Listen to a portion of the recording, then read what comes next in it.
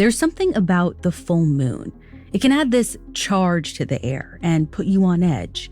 A lot of people say they can actually tell where we are in the lunar cycle without ever looking at the sky. They can feel the moon making them more passionate, more aggressive, more animalistic. And to be honest, I don't think that's New Age nonsense. For centuries, there have been legends about the full moon transforming humans into ravaging monsters. That's right, I'm talking about werewolves.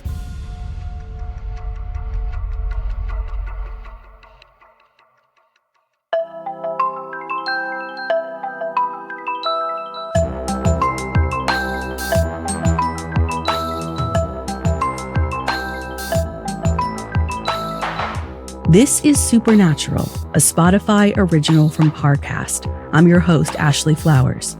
Every Wednesday, I'll be taking a deep dive into a real unexplained occurrence to try and figure out the truth. You can find all episodes of Supernatural and all other Parcast originals for free on Spotify.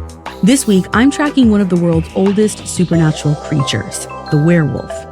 Reports of the beast date back as far as 2700 BCE, continuing to pop up in ancient Greece and Rome. And some say that the creatures are still lurking in rural America today. I have all that and more coming up. Stay with us.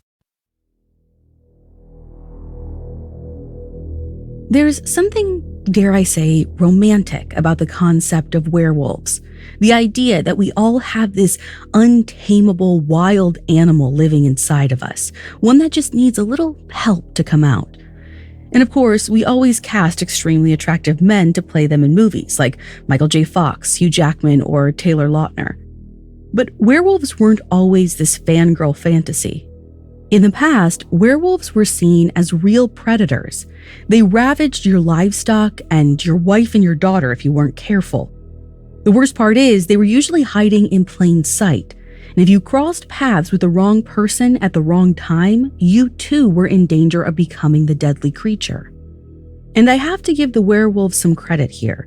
They've really withstood the test of time.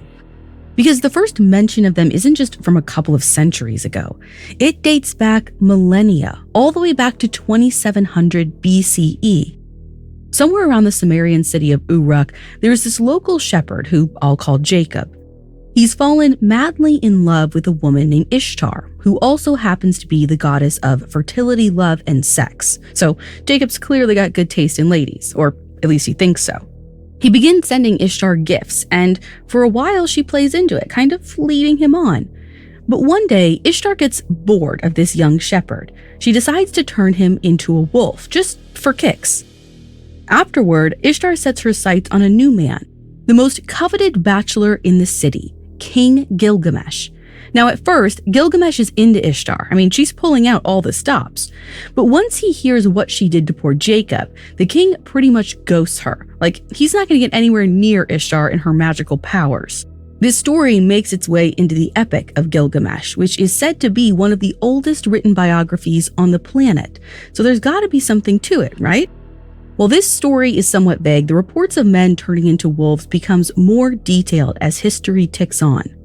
For instance, a Roman author named Petronius included a story about a werewolf in a novel that he wrote in 66 CE. It's fiction, but it shows that by this point in time, werewolves are becoming part of the cultural lexicon. As the story goes, one morning around dawn, this guy named Nikaros is playing host to a Roman soldier when he's like, "Hey man, I have to go run an errand. Do you want to tag along and see the town?" The soldier agrees, so they head out by foot, walking the 5 miles to their destination. But at one point, the soldier just stops and stares up into the sky. It's early enough that the moon is still hanging low, and the soldier seems to be transfixed by it. But Nikaros just shrugs it off and keeps skipping along, until he realizes the soldier isn't keeping up. When he turns back around to look for the guy, he sees him taking all of his clothes off, which is certainly odd. But then he neatly lays them alongside the road and transforms into a wolf. Apparently, the soldier lets out this piercing howl and then darts off into the woods.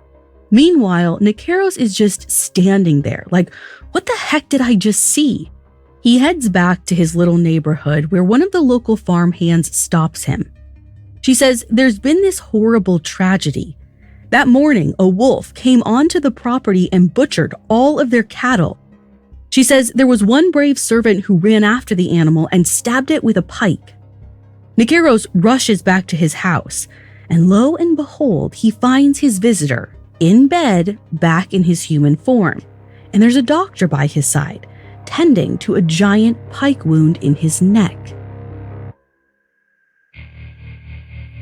Now, even if this story is pure imagination, a lot of people are thinking of werewolves as more truth than fiction. See, from ancient Rome up to the Middle Ages, people have a legitimate reason to worry about wolves. They frequently go after livestock, and for some, losing their herd means losing every dime of their life savings. And these wolves don't discriminate. Cows, sheep, dogs, even children start going missing in small villages. Compound that with the superstitious mindset of the Middle Ages, and suddenly everyone believes there must be something more at play. Like an ordinary wild animal couldn't possibly be responsible for all this.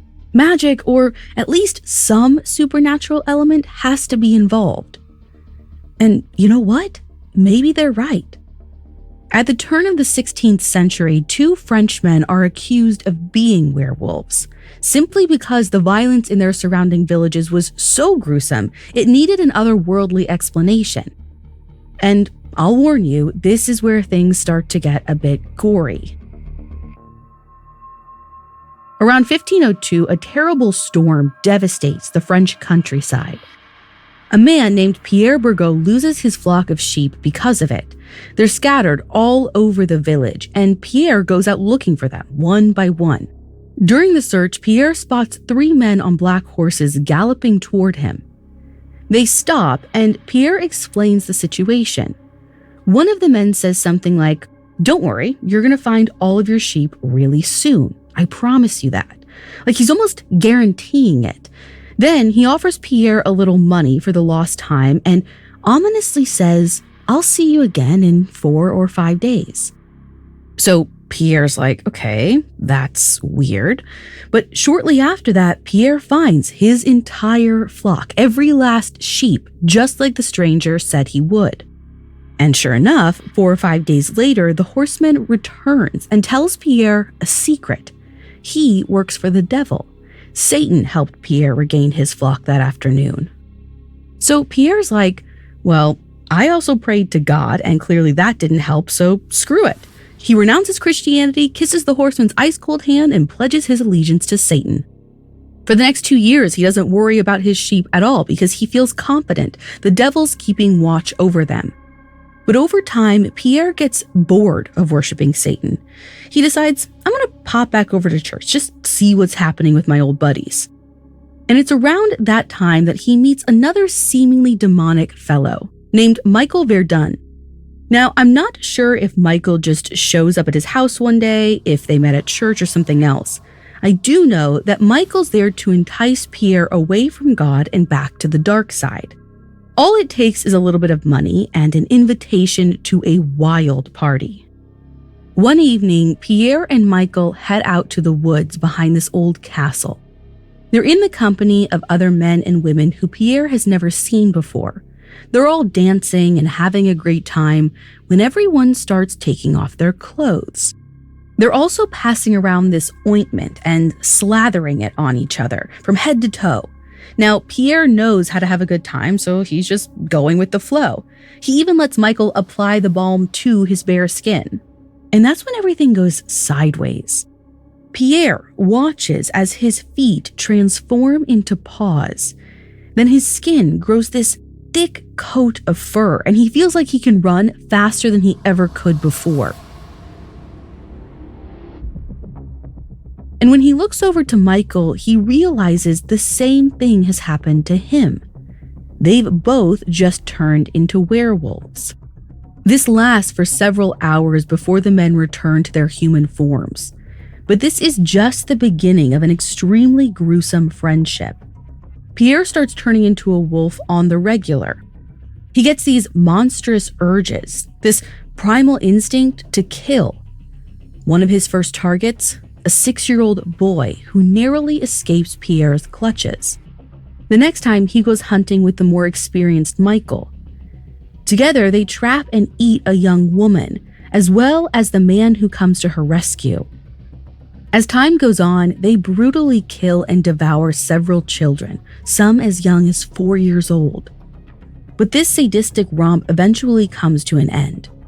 One evening, werewolf Michael tries to attack a man in the woods, but his prey fights back, severely injuring him. The man returns to the scene of the crime later just to see if the wolf is still alive, but instead, he follows a trail of blood to find Michael in his human form. Michael's alive, but he's arrested, and he rats out his protege, Pierre. In court, both confess to making a pact with the devil, and they also admit they are werewolves.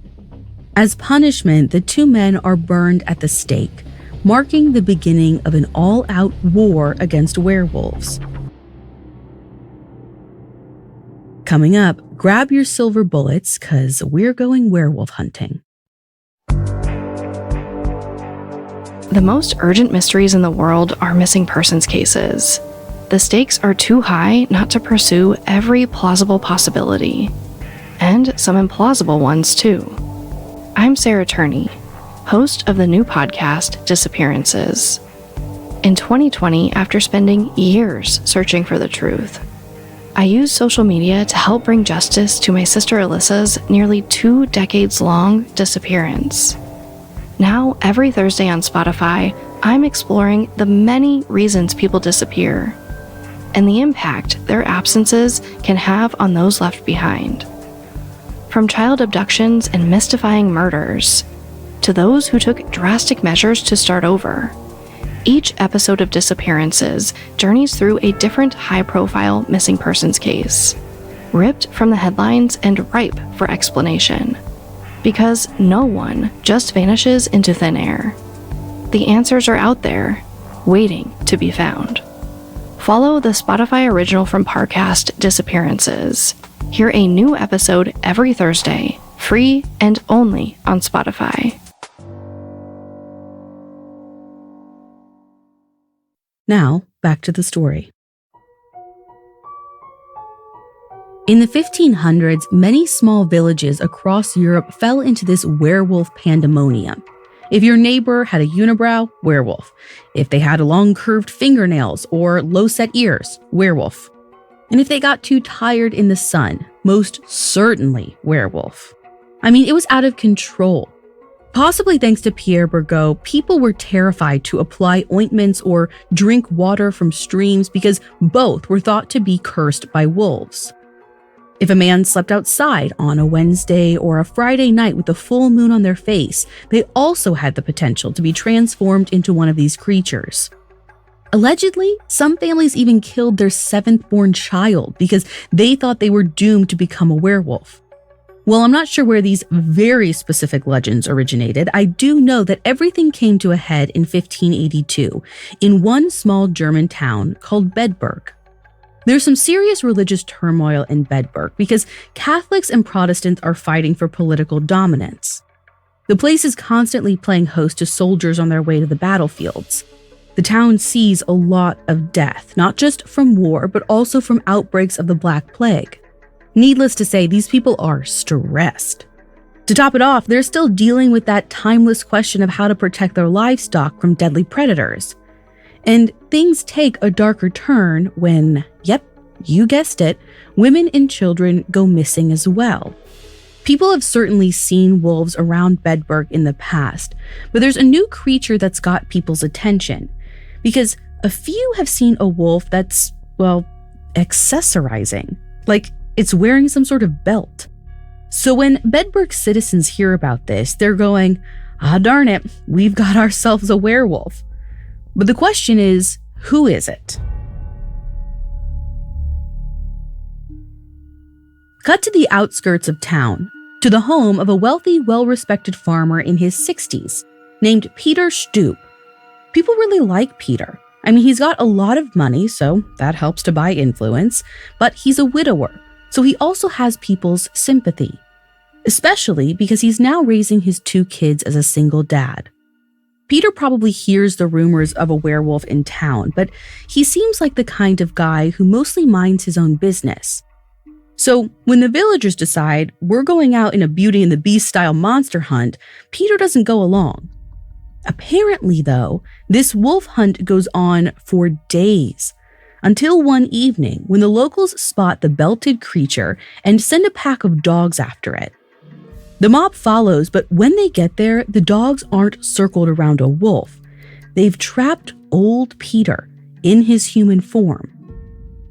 So Peter's arrested and he confesses he's a werewolf. He tells the authorities that he made a pact with the devil at age 12. But unlike Pierre Bergot, he didn't conspire with the devil over a couple of lost sheep and a cool party. He wanted to carry out his deep-seated desire to kill. So the devil gave him that belt, which somehow gives him the ability to turn into a werewolf. Apparently, he'd been acting on his dark impulses ever since. Peter eventually confesses that he'd go after anyone who insulted him or just flat out annoyed him. Sometimes he'd just linger in the woods and wait for someone to be there at the wrong time. After his kills, he'd go into town in his human form and wave to his victims' families. All told, Peter confesses to killing countless livestock, 2 pregnant women, and 13 children, one of them being his own son. But Peter only admits to these crimes when he's placed on a torture device called the rack. So you have to wonder, is Peter telling the truth, or is he just trying to keep his limbs attached to his body? Some say that Peter's confession isn't credible. Maybe the authorities are seizing on an opportunity, a chance to show that the devil is very real and an imminent threat. Maybe they're pressuring Peter to admit to crimes he never committed so they can get people to return to Catholicism. Either way, a confession is a confession at this time, and at the end of October 1589, Peter isn't just executed, he's publicly tortured first. So maybe skip ahead 15 seconds if you're not into the gore, but here it goes. They place Peter on this large wooden wheel, naked. Then they use scalding iron pincers to peel his flesh away from his body. Next, they take a wooden axe and break every bone they can find. And finally, they show some mercy by beheading Peter and throwing his remains into the fire. They execute his girlfriend and daughter too. Now, this does not sound like a punishment designed for a man. This is meant for a monster. So maybe they have good reason to believe Peter did commit those crimes after all. On the other hand, those who don't buy into the idea of werewolves say maybe Peter was just a brutal serial killer and nothing more, which, okay, that might be the case. After all, they never do find that magical belt of his. But Peter was a grown man with some sense of agency. What's stranger and more horrifying is that there was a 13-year-old killer who had an almost identical penchant for violence, and apparently he made a similar pact with the devil. That boy's name is Jean Grenier. At the turn of the 17th century, somewhere on the west coast of France, a few girls are tending to their sheep near the sand dunes when they notice their flocks are spooked by something. Lying in a hole a few feet below the ground is a little boy just kind of spying on the girls.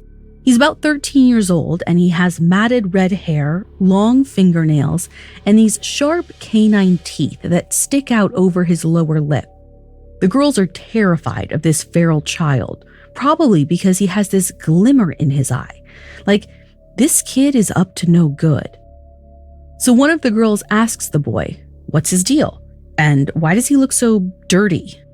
The child says it's because sometimes he wears, quote, a wolf skin, one that was given to him by a strange man named Pierre Labarant. According to the boy, Pierre lives in a place of gloom and fire, where he has many other companions burning in flames. So kinda sounds like the devil in hell to me. Every Monday, Friday, and Sunday, Pierre comes by to wrap the boy in the wolf skin, and for a few hours he runs around killing dogs and, well, little girls. The girls aren't sure if the boy is just playing a prank, but they all leave unscathed. Still, their story spreads around the local villages like wildfire until it reaches another young girl named Marguerite, who's like, "Oh yeah, I know that kid. That's Jean Grenier." Apparently, Jean once said the same thing to Marguerite, that he had sold himself to the devil, and after dusk, he turns into a full-blown wolf, killing dogs and young girls. The only difference is Jean actually follows through on his threats to Marguerite. One afternoon, Marguerite is tending to her sheep when she hears something moving in the bushes. Suddenly, this beast leaps out, tearing at her clothes. Marguerite is able to fight the thing off with her staff because she says it's much smaller than the average wolf. But it also has this familiar red hair. So news of Marguerite's encounter reaches the church, which presumably tracks down little Jean and brings him in for questioning. And when they ask if he attacked Marguerite, he says, "Why yes, I did, but she fended me off with a stick."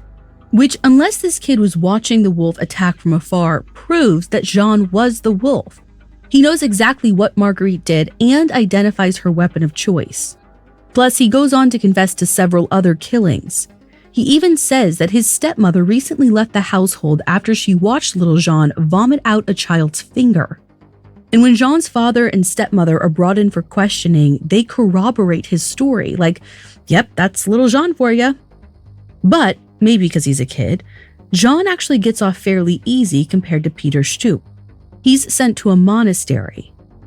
When a judge from Bordeaux visits the boy 7 years later, he says that he's kept his long teeth and his pointed claws and still has a taste for human flesh. So it appears Jean wasn't able to shake that wolfish form, like, ever. Shortly after this visit, Jean dies at the age of 20, but I don't know what from. What I can say is, the werewolf sightings don't end there. They stay prevalent well beyond the 17th century, and not just in Europe. There are a few modern tales that suggest werewolves are still alive and well. They might even be hiding in our backyards. Coming up, an American werewolf in Wisconsin. Now, back to the story. Back in the 17th century, werewolves were perceived as a very real and dangerous threat, but that was a long time ago. Nowadays, society is a little more rooted in science. Like, our biological composition doesn't allow for us to transform into a beast at the sight of a full moon. All those old stories about werewolves have to be a myth, right? Well, maybe not, because a very similar beast was caught terrorizing a small Midwestern town as recently as the 1990s. Out near Elkhorn, Wisconsin, there's this 3-mile thoroughfare known as Bray Road. It's not totally off the beaten path because it connects 2 major highways, but it's quiet, peppered with farms, cornfields, and marshes. And on this stretch of land, locals have repeatedly seen something that they cannot explain. Around 1991, a local bus driver named Pat Lester is driving a few high schoolers home when she overhears them talking. Apparently, there's this rumor going around that one of the kids spotted a werewolf in town. What she hears is, on Halloween night, a girl named Doris Gibson is driving down Bray Road. It's smoggy, and since she's in her teens, I imagine she's a fairly inexperienced driver. So she's probably already a little on edge. And that's when she hits something. Panicking, she stops the car and gets out, looking to see if there's an animal or somebody who might need her help. Only, there's nothing there. So she goes around to the back of the car just to be sure. And that's when she sees it. A giant, wolf-like beast running in full speed toward her. Doris sprints back to the driver's side door, fidgeting with the handle, just watching in horror as this wolf comes at her. She finally unlocks the car, climbs in, and slams the door just as she hears the creature leap onto the trunk. Then she smashes the gas pedal, escaping unscathed just in the nick of time. Now, I imagine that Pat, the bus driver, would have brushed this whole story off as nothing more than some ridiculous rumor. if her daughter hadn't seen the exact same creature 2 years earlier. In 1989, Pat's daughter Lori is driving home at around 1:30 in the morning. She makes a turn onto Bray Road when she sees an animal on the side of the street. It has these pointy ears and a thick brown coat, but as she gets closer, she realizes it's on its hind legs, kneeling down over some roadkill. And it's much larger than any other dog or coyote she's ever seen. In fact, she says it looks to be the size of a full-grown man. She guesses it's about 5'7", maybe 150 pounds. And this thing has muscular calves, like a guy who spent way too much time at the gym. As she's passing the creature, Lori feels this sense of doom wash over her. Like whatever she's seeing is some supernatural being, almost demonic. Rumors about this werewolf start spreading around town. And the more people hear about it, the more they come out of the woodwork to say, yeah, I actually saw that thing too.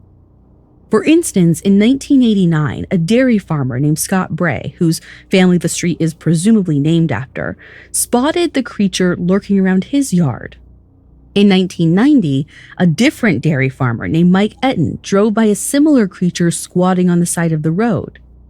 Also that year, a 13-year-old girl named Heather Bowie was out sledding with her friends, and they all saw a wolf-like beast stand on its hind legs, and then it chased the kids all the way home. But here's the part that really stumps me. One evening, a man named Mark Shackleman is working security for a Catholic convent outside Jefferson, Wisconsin, about a 45-minute drive from Bray Road. He spots this wolf-looking creature lurking around the property. He describes it exactly like the Bray Road beast, same color, same claws, same fangs, roughly the same size and height. But let me say, Mark is freaking brave, because instead of running away from this animal, he grabs his flashlight and heads toward it. As he gets closer, he notices this rotten stench coming from the beast, almost like the smell of death.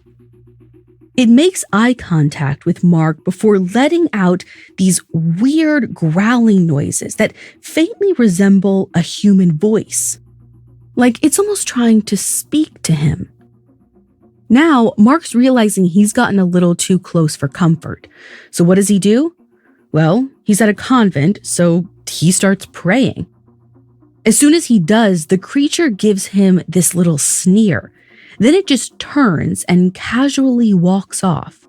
Mark never sees the creature again after that, but he is convinced that the power of God drove it away. The wildest detail about this story is that it happened back in 1936, more than 50 years before the other sightings. So if this is the same creature, then it has to be at least 60, maybe 70 years old when it resurfaces around 1989. And in fact, the Bray Road beast was spotted as recently as 2018. Allegedly, someone even snapped a photo that you can find online. And it looks like, well, a werewolf walking on two hind legs with this snarl. And if it is a costume, let me just say that it is definitely Hollywood worthy. While Wisconsin's creature is still an ongoing mystery, people have proposed a few theories to explain the werewolf pandemonium of the 16th and 17th centuries. If you listen to my episode on the Beast of Gévaudan, this first one may sound familiar. It's called clinical lycanthropy. Essentially, it's a medical condition that makes some believe that they're an animal and act like one as well. Today, it would most likely fall under the category of schizophrenia or bipolar disorder, but it doesn't necessarily lead to violent outbursts. And as for people physically seeing a human-wolf hybrid, like with Jean Grenier, there's another explanation called hypertrichosis. This is a genetic mutation that causes excessive hair growth on the body. It's also correlated with being sensitive to light, which might explain why people only reported seeing werewolves at night. Except this condition is extremely rare. Like there have only been 50 reports in the last few centuries, kind of rare. So while this might explain one, possibly two cases, any more seems like a stretch. My final and most favorite theory is ergot poisoning. Ergot is a fungus that people accidentally baked into bread in the 16th and 17th centuries, causing hallucinations. Some historians blame the Salem witch trials on an outbreak of ergotism that triggered mass paranoia. Perhaps the same can be said for the small villages that accused men like Pierre Bergot and Peter Stoop of their crimes. But the question is, why did they admit to them? Was it the torture that they were put through, mental illness, or was there some truth to these legends? People whose inner wolf had become unleashed, not just figuratively, but literally. Maybe we all have a beast hiding somewhere inside of us. Next time there's a full moon, just try to keep it at bay.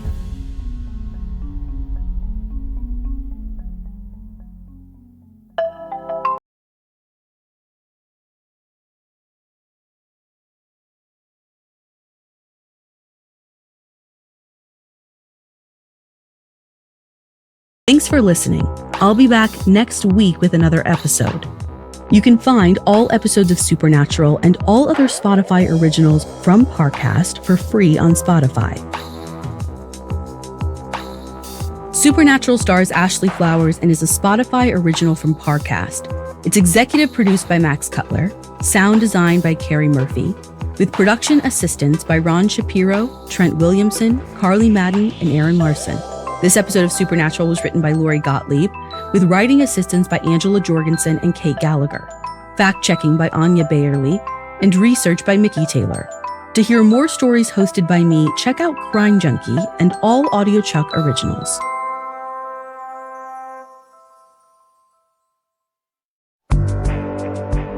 I'm Sarah Turney, host of the new Spotify original from Parcast, Disappearances. Every Thursday, join me for an exploration into history's most gripping missing persons cases. Following timelines, analyzing clues, and piecing together as many answers as possible to find the truth. From prison breaks and child abductions to second chances, and even murder. We'll journey through the many reasons people disappear. Follow my new podcast, Disappearances, free and only on Spotify.